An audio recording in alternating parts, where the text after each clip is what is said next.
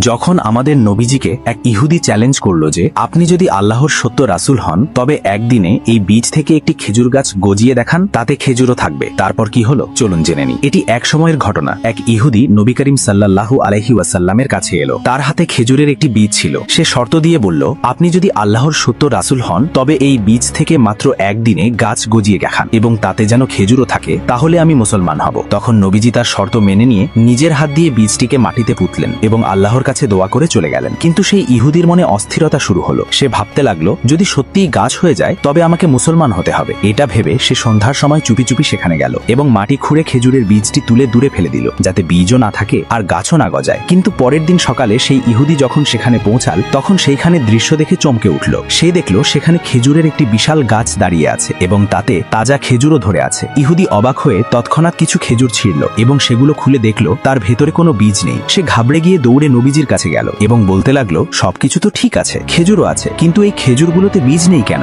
নবীজি মুচকি হেসে বললেন, বীজ কিভাবে থাকবে? ওটা তো তুমি সন্ধ্যার সময় তুলে ফেলে দিয়েছিলে। এই কথা শুনে সেই ইহুদির মন গলে গেল। তার বিশ্বাস হয়ে গেল যে নবীজির কাছে কোনো কিছুই গোপন থাকতে পারে না। সে তখনই কালেমা পড়ল এবং মুসলমান হয়ে গেল। সুবহানাল্লাহ।